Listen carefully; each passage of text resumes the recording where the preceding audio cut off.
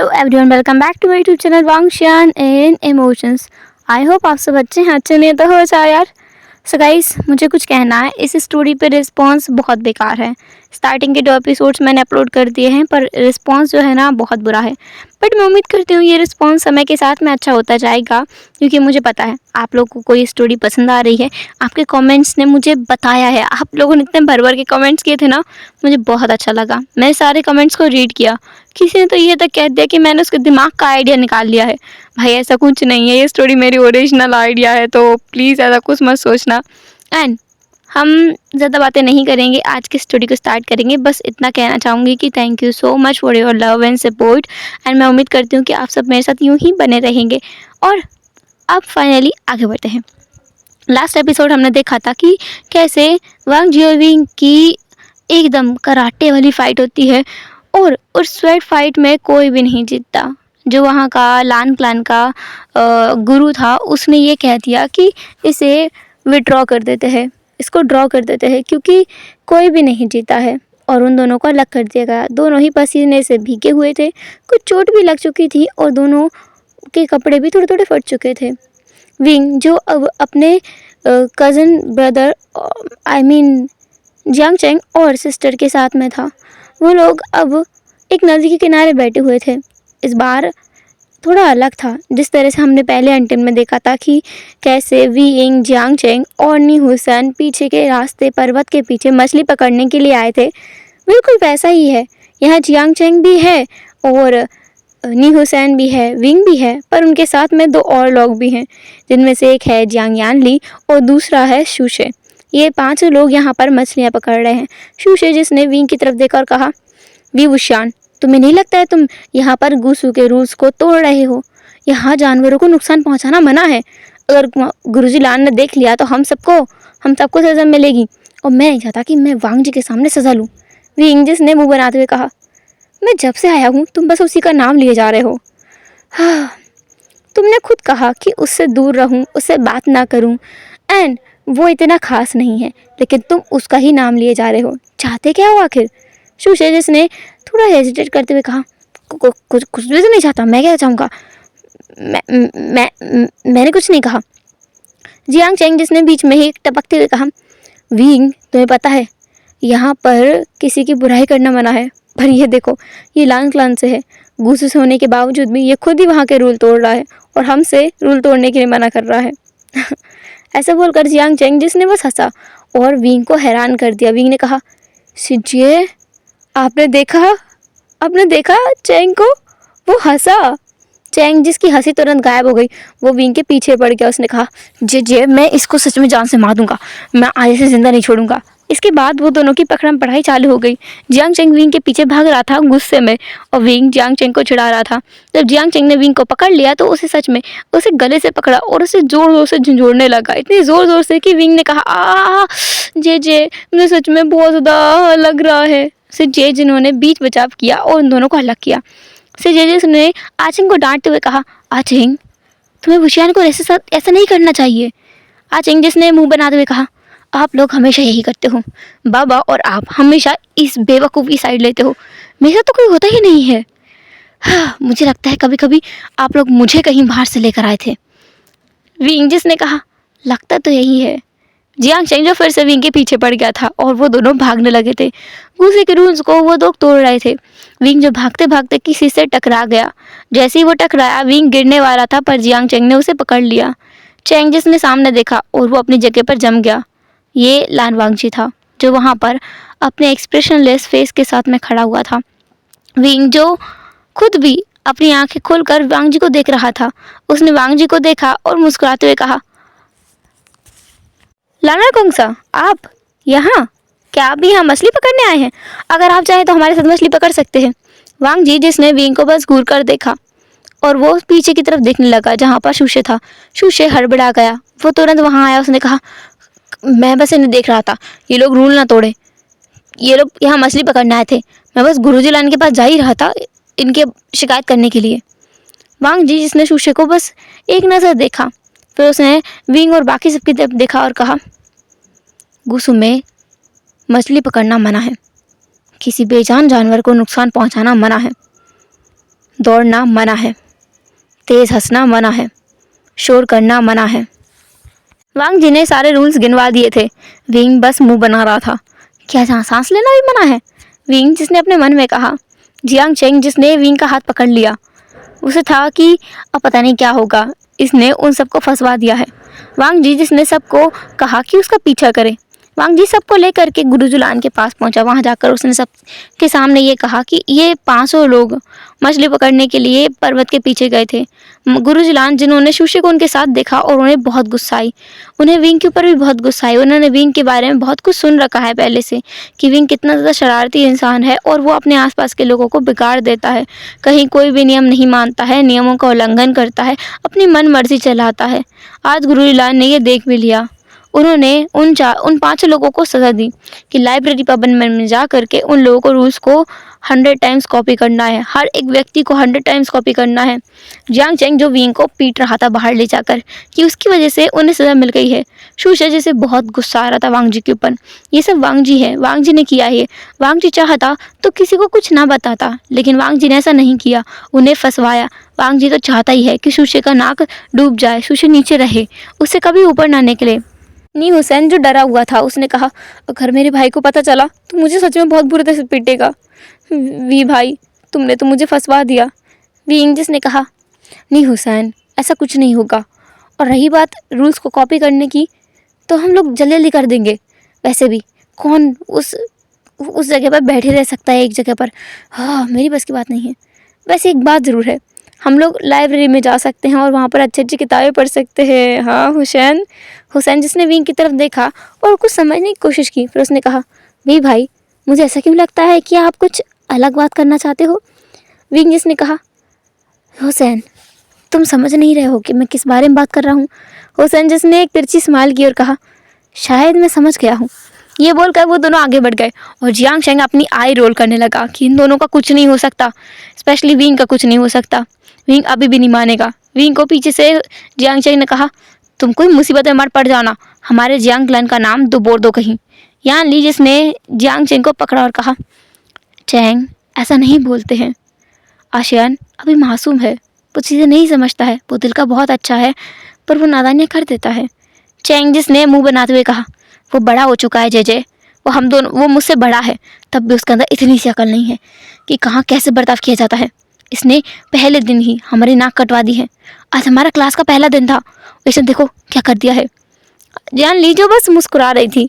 उसके भाइयों का कुछ नहीं हो सकता, वो हमेशा लड़ते रहते हैं। इसके बाद सब लोग लाइब्रेरी पवेलियन में थे, जहाँ पर मास्टर लान ने वांग जी से कहा था कि इन पर नज़र रखें कि कोई भी कुछ भी गड़बड़ ना करे। वांग जी सब पर नज़र रख रहा था। सब तो अपने रूल्स कॉपी कर रहे थे, पर विंग जो कहाँ अपनी हरकतों से बाज आने वाला था, वांग जी से वो इम्प्रेस हो चुका था। उसकी स्वैडमैनशिप के दौरान उसकी स्किल्स वांग जी की स्किल्स विंग को काफ़ी ज़्यादा इम्प्रेस कर गई थी। वांग जी लड़ने में कितना ज़्यादा अच्छा है।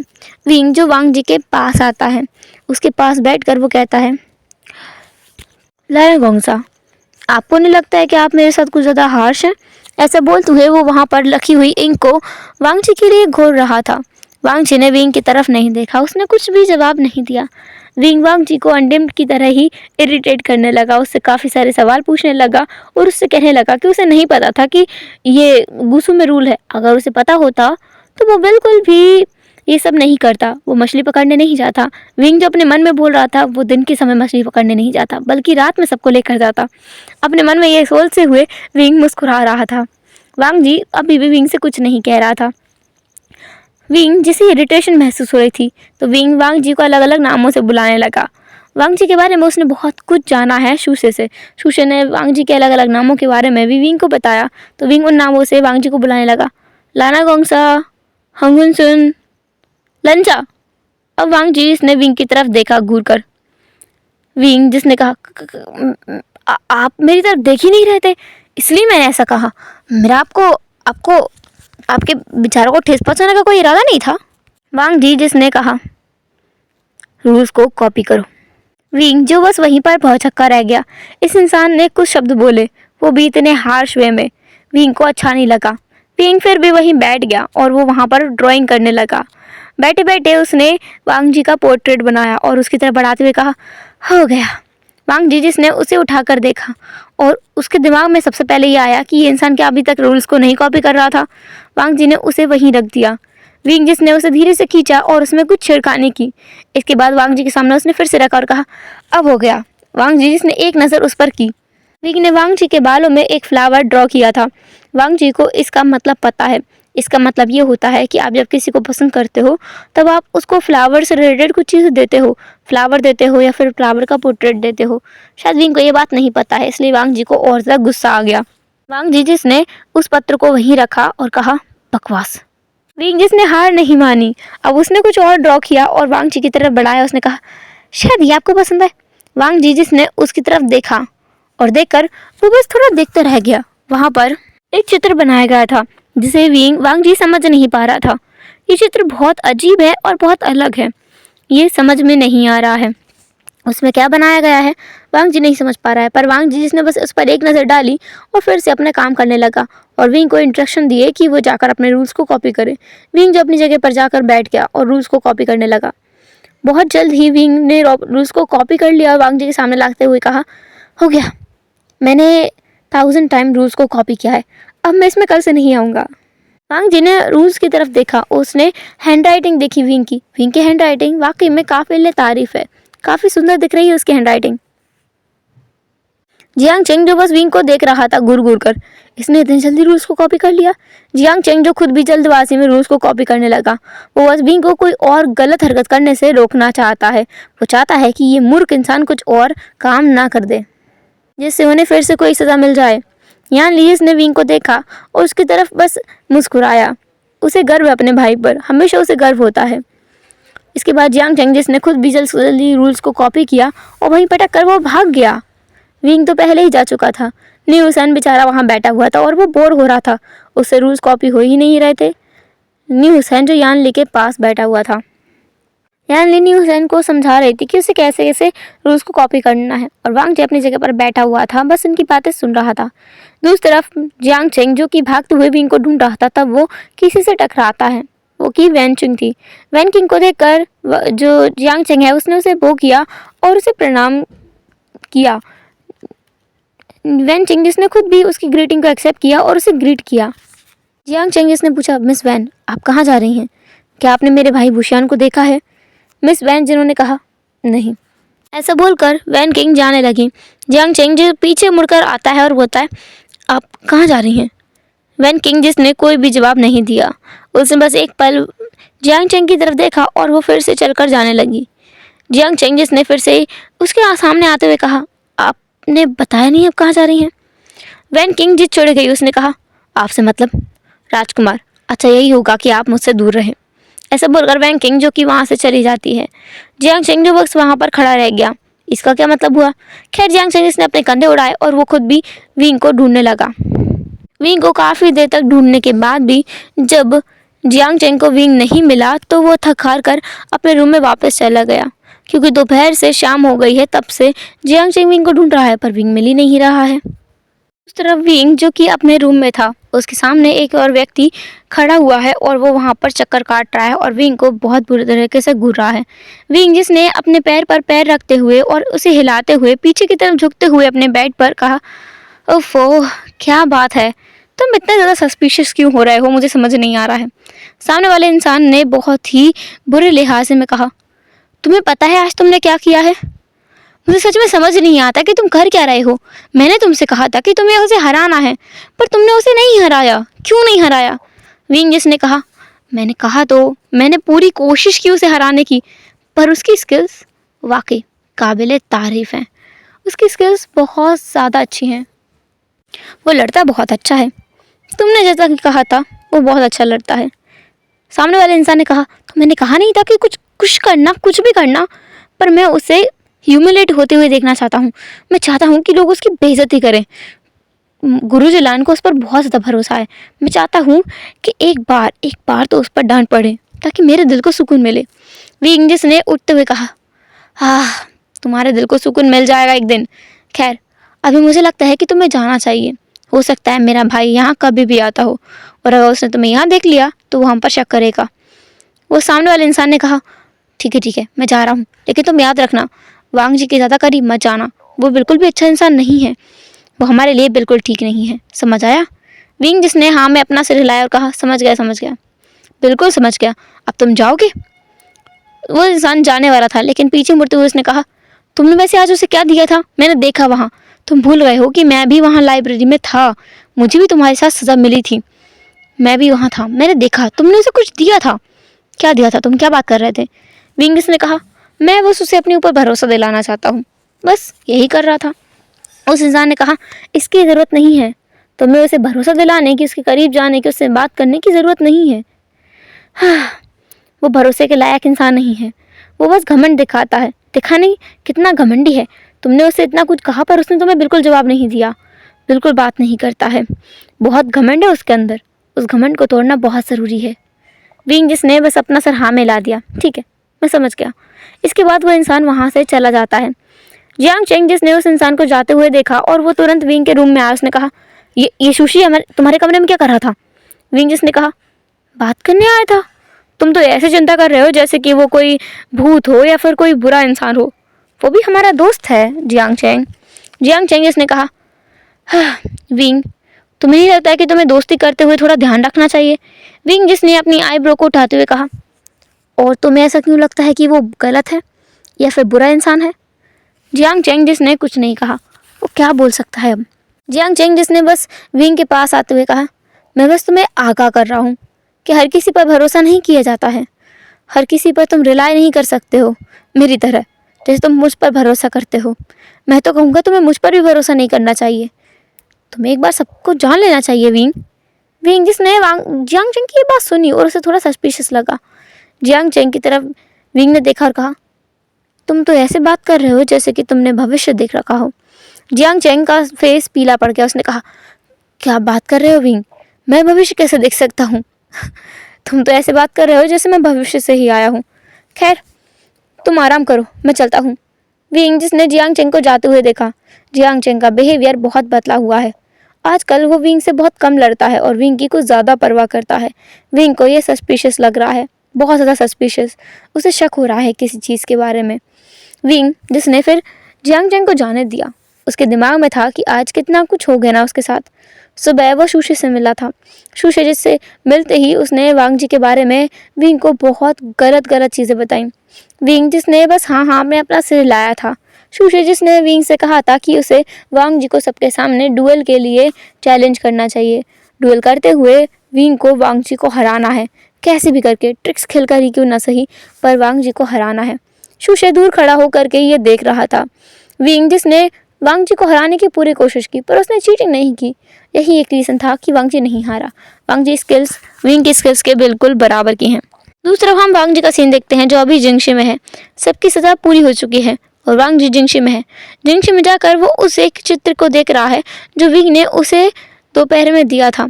वो एक चित्र जिसमें वांग जी का चेहरा बना हुआ है, वो तो एक अलग ही है।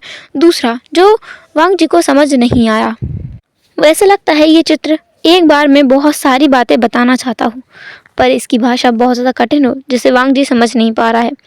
वांग जी उसे देखते देखते वहीं रख देता है और खुद अपने बेड पर जाकर लेट जाता है क्योंकि 9 बज चुके हैं और उसे अब सोना है। रात को हम देखते हैं लगभग 12 बजे के करीब विंग जो कि गूसू की छत कूद करके बाहर भाग गया है। जियांग चेंग जो कि जागा हुआ था और उसने विंग के ऊपर नजर रखी हुई थी। जियांग चेंग उठता है और वो खुद भी विंग के पीछे जाना चाहता था, लेकिन उसे रास्ते में ही सिचेन मिल जाते हैं। सिचेन को देखकर जियांग चेंग रुक गया। उसे अब लगा कि अगर वो विंग के पीछे गया तो विंग खुद भी पकड़ा हो जाएगा, इसलिए जियांग चेंग उसके पीछे नहीं जा पाया और सिचेन के साथ ही बैठकर कुछ बातें करने लगा। सिचेन भी जियांग चेंग से बातें कर रहा था और उसे गूसू के रूल्स के बारे में बता रहा था और उसे ये भी कह रहा था कि गूसू में रात को बाहर निकलना मना है। जियांग चेंग ने रूल तोड़ा है और उसे इस बात की सज़ा भी मिलेगी। गुरुजी लान उसे कल सुबह ज़रूर सज़ा देंगे। जियांग चेंग ने सज़ा को एक्सेप्ट करने का मन बना लिया है। उसने कहा कि वो सज़ा भुगत लेगा, जो भी होगा वो सज़ा को मान लेगा। दूसरे हम विंग का सीन देखते हैं। विंग जो कि भाग कर कहीं गया है, वहाँ जाकर वो किसी इंसान से मिलता है। वो इंसान विंग की तरफ नहीं देखता है। उसने बिना देखे विंग को कहा, तुम आ गए, मुझे उम्मीद नहीं थी कि तुम आ जाओगे। मैंने तुम्हारे बारे में बहुत कुछ सुन रखा है, तुम कभी बुराई का साथ नहीं देते। विंग इसने कहा, जिसके साथ हमेशा से बुरा हुआ हो वो बुराई का साथ ज़रूर देने लगता है और मुझे अपने लिए बदला चाहिए। मैं जानना चाहता हूँ पूरा सच। मुझे सारी सच्चाई जाननी है मेरे माता पिता के बारे में। इसके लिए मुझे जो भी करना पड़े मैं करने को तैयार हूँ। वो इंसान बस हाँ में अपना सिर हिलाता है और विंग को तरफ कुछ चीज़ बढ़ाता है। विंग ने उस चीज़ को हाथ में लिया और कहा, ठीक है, मैं तुम्हारा काम ज़रूर कर दूँगा, पर हाँ, अब से मैं तुमसे 2 दिन के लिए नहीं मिल पाऊँगा। मुझे लगता है इन 2 दिनों पर मेरे ऊपर नज़र रखी जाएगी। मेरा भाई बहुत चालाक है, उसे पता नहीं कहाँ से मेरे ऊपर शक हो गया है और वो मेरे ऊपर नज़र रखता है। इसलिए मैं कुछ दिन तक तुमसे नहीं मिल पाऊँगा, लेकिन जल्दी तुमसे मिलने आऊँगा। वो इंसान अब पीछे मुड़ता है और विंग की तरफ देखता है। हम इस इंसान का चेहरा नहीं देखते हैं, पर इसके काले रंग के जूते देखते हैं जिनमें काफ़ी सुंदर सा डिज़ाइन बना हुआ है। वो इंसान विंग के करीब आता है और विंग को हक करता है। विंग भी उस इंसान को हक करता है और वो इंसान स्माइल करता है। उसकी स्माइल बहुत ज़्यादा डेंजरस है। विंग जिसने खुद भी स्माइल किया, उस इंसान ने फिर विंग के चीक्स को हाथ लगाते हुए कहा, उम्मीद है तुम मुझे निराश नहीं करोगे। वैसे भी तुम जानते हो ना, मैं तुमसे बहुत प्यार करता हूँ। विंग जिसने कहा, हाँ जानता हूँ, मैं तुम्हें निराश नहीं करूँगा, भरोसा रखो। ऐसा बोलकर विंग जो वहाँ से निकल गया।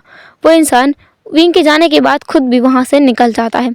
विंग जो गुस्सू में चुपके से वापस आ गया था, जब वो अपने कमरे में गया तो उसने देखा कि उसका भाई वहीं बैठकर उसका इंतजार कर रहा है। जियांग चेंग जिसने विंग को आते ही डांट लगाई। उसने कहा, तुम्हें पता भी भूषण, तुम कहाँ गए थे, मुझे बताओ। और दूसरी बात, तुम यहाँ कैसे जा सकते हो? तुमने गुस्सू का एक और रूल तोड़ा है। अगर कोई तुम्हें देख लेता जाते हुए या आते हुए तो क्या होता, तुम्हें पता भी है। विंग जिसने अपने सर को खुजाया और कहा, आचेंग, जाते हुए तो नहीं पता, पर आते हुए तो मुझे किसी ने देख लिया है। विंग ने जैसे ये कहा ना, जियांग चेंग का दिल फटकर बाहर आने वाला था। उसने कहा, किसने देखा तुम्हें? विंग जिसने कहा,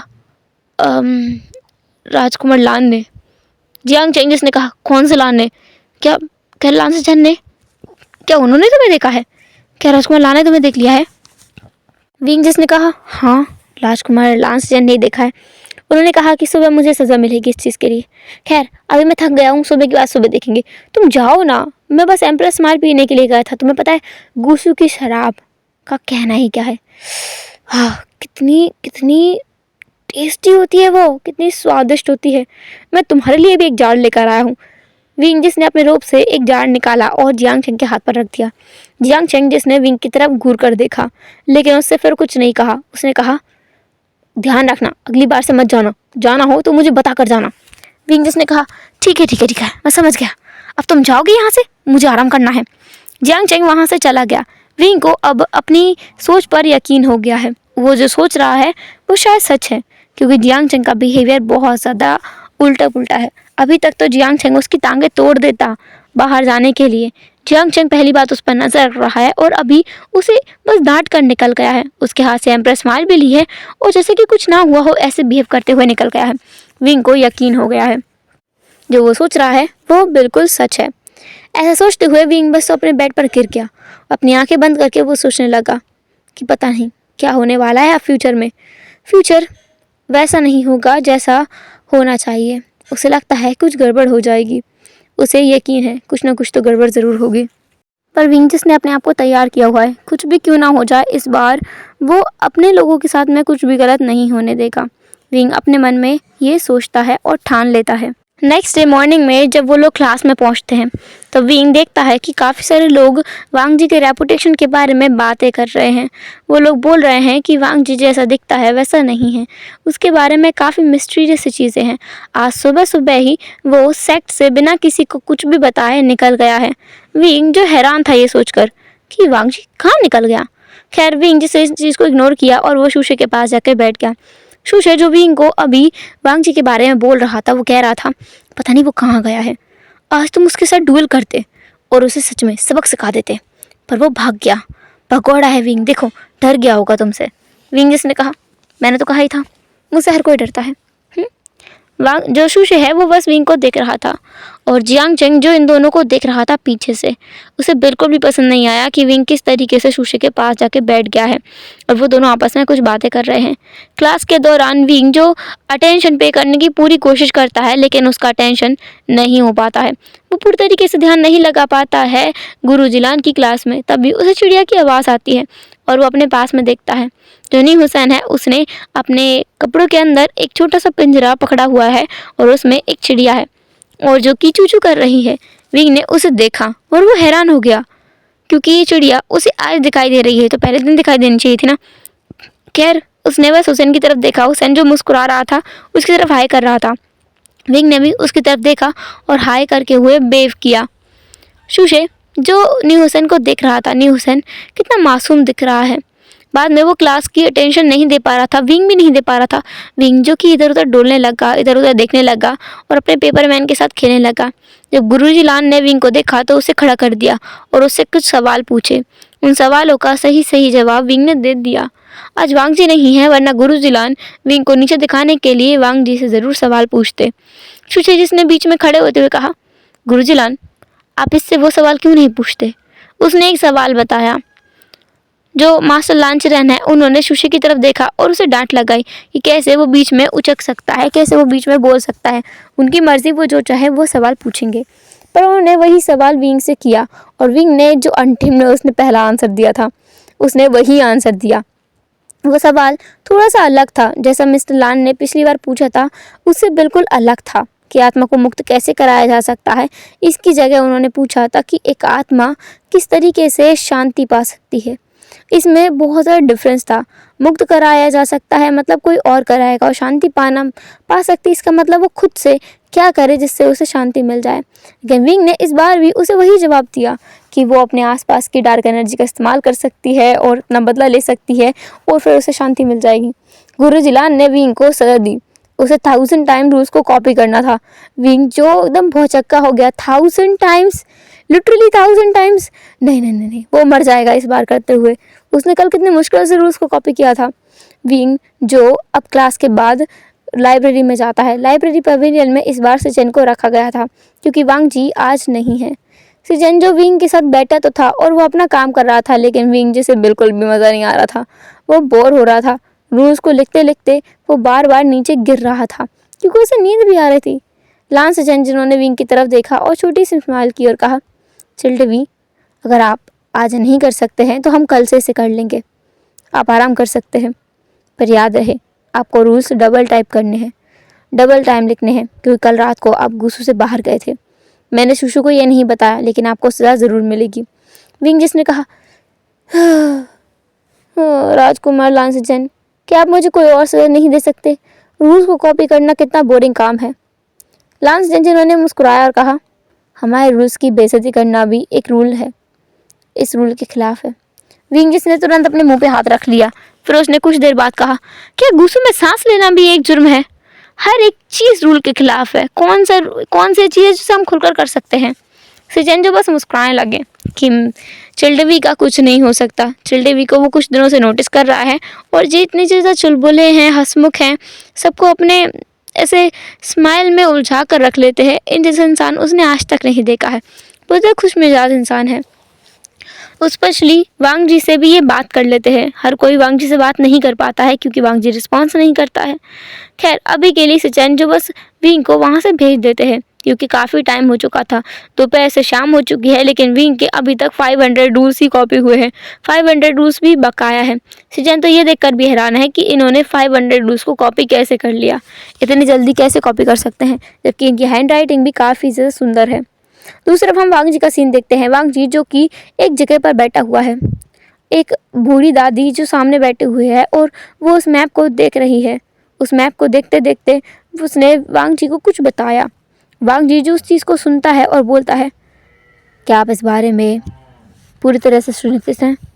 उस लेडी ने तुरंत कहा, हाँ बेटा, मैं तुमसे कह रही हूँ, मैं तुमसे सच कह रही हूँ, ये बिल्कुल सच है। ये तुम्हें मिला कहाँ से? ये तुम्हें जहाँ से मिला है, तुम्हें वहाँ इसकी और जानकारी मिल जाएगी। वांग जी जो उस मैप को लेता है और उन्हें धन्यवाद करता है और वहाँ से निकल जाता है। वांग जी को कुछ जानकारी मिली है जिसके बल पर वो इस मैप के अंदर छिपी हुई बातों का पता लगा सकता है। इस मैप में क्या है, इस आई मीन मैप कह रही हूँ मैं, चित्र, उस पेंटिंग में क्या है जो तो वांग जी को पता नहीं चला, लेकिन हाँ इसमें कुछ सस्पिशियस है। उस तरफ उसे विंग का बिहेवियर भी बहुत अजीब लगा है, बहुत ज़्यादा अजीब। उसे समझ नहीं आया कि विंग ऐसी हरकतें कर क्यों रहा है। खैर, अभी वो विभूषण के बारे में ज़्यादा कुछ सोचना नहीं चाहता है। वांग जी जो रात के समय गुसू में वापस आया था कर्फ्यू लगने से पहले, आकर के वो डायरेक्ट जिंगशी में गया। जिंगशी जाने के बाद उसने देखा कि उसकी जिंगशी का सामान काफ़ी ज़्यादा बिखरा हुआ है। ऐसा लगता है कि कोई तो यहाँ पर आया था। वांग जी जो अपनी चीज़ों को बिल्कुल सटीक जगह पर रखता है, उसकी चीज़ें अगर इधर से उधर भी हो जाए तो उसे पता चल जाता है। वांग जी देख सकता है कि यहाँ कोई तो आया था जिसने छिड़कानी की है चीज़ों के साथ में, और कोई चीज़ ढूंढने की शायद कोशिश की है। वांग जी जिसने तुरंत ही अपने जो फ्लोर है उसके नीचे एक मेट बिछा हुआ था उसको हटा कर देखा। वहाँ छोटा सा एक अलमारी था, उसको खोला उसने, उसके अंदर से एक बॉक्स को निकाला, उसे खोला, उसके अंदर से एक तालिस्मान निकाला। वो तालिस्मान अपनी जगह पर बिल्कुल सुरक्षित था। वांग जी जो सामान को वापस रखता है, तालिस्मान को अपने हाथ में लेकर है और बिना किसी की नज़रों में आए लाइब्रेरी पवेलियन में पहुंचता है। वो हिडन एरिया की तरफ जाता है और वहां का दरवाज़ा खोलता है। वो नीचे जाता है और उस हिडन एरिया के भी सबसे नीचे जाकर तहखाने में जाकर के वो एक अलमारी निकालता है। उस तालिस्मान से उस अलमारी को खोलता है और देखता है जहाँ पर वो चीज़ रखी थी, क्या वो चीज़ वहाँ है। वो चीज़ वहाँ थी। वांग जी जिसने उसे हाथ लगाने की कोशिश की और इस बात हैरानी की बात ये थी कि वांग जी उस चीज़ को हाथ लगा पाया। वो हैरान हो गया। वांग जी ने तुरंत उस चीज़ को बाहर निकाला और उसे गौर से देखा और वो हैरान हो गया। तुरंत वांग जी अपने शुशु के पास जाता है और वहाँ जाकर उनके सामने वो चीज़ रखता है और कहता है कि वो चीज़ गायब हो गई है। ये नकली चीज़ वहाँ पर मिली है, किसी ने उस चीज़ को चुरा लिया है। अब कौन सी चीज़ चोरी हुई है ये तो हम जानेंगे नेक्स्ट एपिसोड में। तब तक लिए टाइट के बाबा अपना ख्याल रखना, फिर मिलेंगे नेक्स्ट एपिसोड में। तब तक लिए बाय बाय। एंड आपको काफ़ी सारी चीज़ें आज के पार्ट में क्लियर हो गई होंगी आई थिंक, और बहुत ज़्यादा मज़ा आया होगा मिस्ट्री भरे पार्ट को देखकर। चलो बाय बाय।